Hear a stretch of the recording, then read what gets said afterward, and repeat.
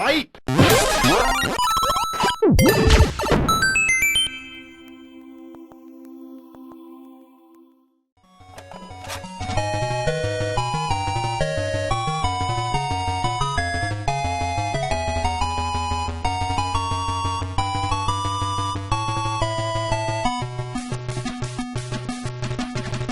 Payload is a game developed by Zap and published by Sony for the MSX in 1985. Yes, you've heard right, Sony used to publish games for the MSX. Not only that, but they also made a wide variety of different types of MSX computers, from the HB10 to being one of the last 3 MSX2 computers manufacturers before retiring from the MSX market around 1990, as they went on to research and development for what would become the PlayStation. So, PlayStation owners, you're welcome. Oh man, we're like 1 minute in and I'm already off topic. Payload Payload is a truck driving game. Sorry, it's a truck delivery game set in Japan. And when I say Japan, I mean the whole of Japan. That's right, this was a sandbox truck delivery game set in Japan. Just imagine an 8-bit version of Euro Truck Simulator done in a GTA top-down style on a 16K cartridge. I'll let that sink in for a minute. 16Ks, folks. It's easy to forget that this is an 8-bit era open world game that fits on 16Ks, so I'll probably remind you of that fact every now and then because that alone is pretty awesome. Also, before I continue any further, let me just say that I loved this game. It won't sound like I did, but I freaking loved it. Anyway, you play as an elite American truck driver. See there, he's got a hat, so that's how you know. Also, it's in the manual. That has been hired by a truck delivery company in Japan because, well, that's totally what would happen in real life, so you know what, it really doesn't matter. You're there and you've a job to do. Anyway, the game starts and oh boy. Oh god. Okay, a quick look at the manual will tell you that by pressing F2, you can start the game in English. Whew, that's wow. I did not have a manual as a kid, so I had to try every key and key combination on the keyboard just to start the game. Thinking of it, I'm even surprised I bothered at all. Once you start the game, you are given a first delivery mission, selected at random. Now, I'm not sure if these are part of a list or if these are procedurally generated. Probably the latter, considering this game fits on 16Ks.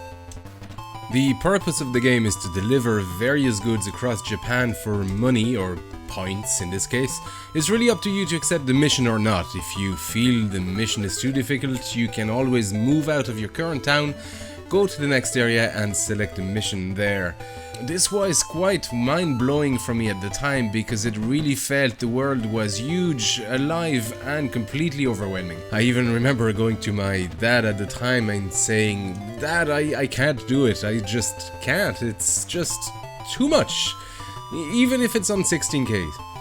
The place is big, so big in fact that it comes with a map of Japan and prompted many gamers to make additional, more complete maps of the game area.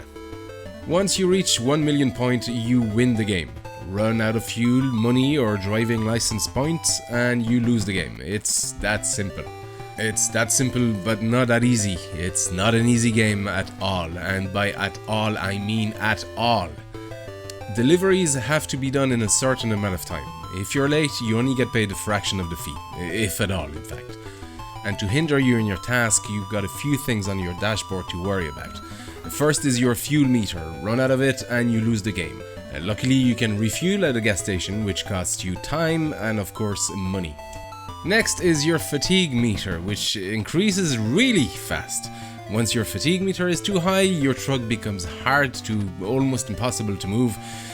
Look here, I'm really trying hard to turn, but it's just not Okay.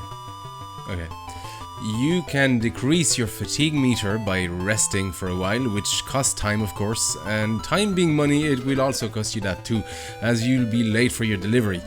The other way is to rest at a shop and drinking coffee or beer or pep-ups, whatever they are. These cost money of course, and time and money, get it? Time and money.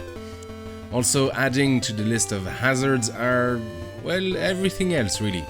the police that will stop you randomly and fine you if your truck is overloaded, or if you're speeding, or if you're drunk on sake. Costing you, you've guessed, time and money. Well done. You get too many fines and you lose the game too. You've also got other drivers to look out for, as they will happily ram you any chance they get, costing you time and money. And these crashes will also cost you some amount of sanity, as I personally find the ambulance sound to be the most irritating sound on the MSX. It's not a bad sound, Luckily, you can upgrade your truck with various items. They do make your life easier, like a bigger fuel tank so you don't have to refuel as often, a turbo unit that will speed up your truck, a radar that will help you spot and avoid police cars. You can finish the game without, but they just make your life a lot easier. What the? Get out of my video! Oh yes, and you can get better night lights, because yes, there is a day and night cycle in the game. Night is pretty much the same as day, except you only get to see car lights and a tiny cone of vision in front of your truck. Clearly a very welcome increase in difficulty. I must admit, I find the game controls quite stiff. Not hard, just not easy. And it becomes worse as your fatigue meter increases. Although it seems to have suited some of my friends better, so maybe that's just me. Graphically, the game is quite well made for an MSX. It's rather cute considering the 16 colors limitation of the MSX1. It does get repetitive though, as you've only got 3 location types: city, country and highway, and that's it for all areas in the game. However, it kinda works in a SimCity type of way. It does the job, it does it well, and well, that's enough. And it's in 16K. The music too is on par with the graphics, a simple one-channel blues progression that will get stuck in your head for the next 20 years.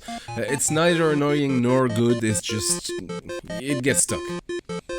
There's an option to buy a new radio and allegedly change the tune, but I must confess, not only have I never finished this game, I was also never able to get enough money to buy the radio, so you'll have to take my word for it. It's worth noting that the game allows you to save your progress on tape. I never bothered with it really, but it's there if you want it, and if you've got a tape player, and working tapes. Also extra supply of patience, and aren't irritated by alien lifeform sounds. And if you still find the game too difficult, there's also a couple of official cheats that let you start the game with more money.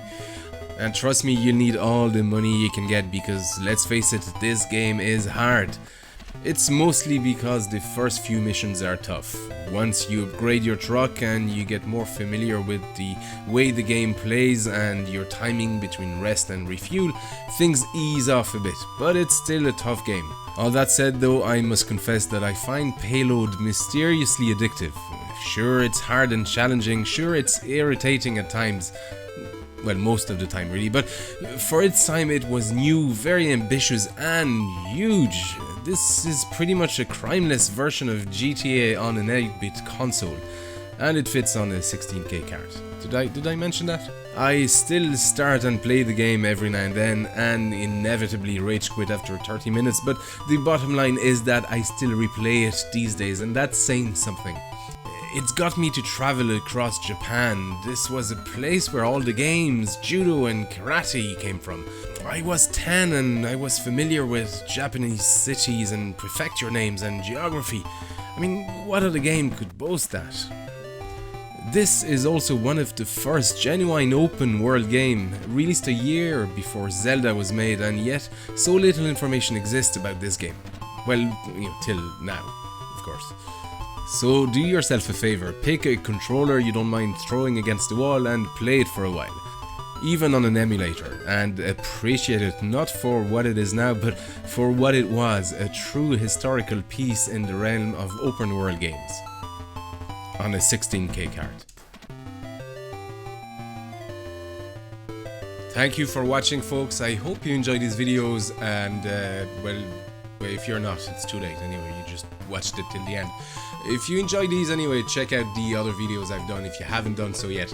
You can also find me on Facebook and Twitter under the name of Banjo Guy Ollie, imagine that. And if you want to support the show even more, you can do so on a dedicated Patreon account I created. But that's, of course, entirely optional. I mean, yeah, but it's always everything else. I mean, you don't have to click anywhere, really. Okay, bye.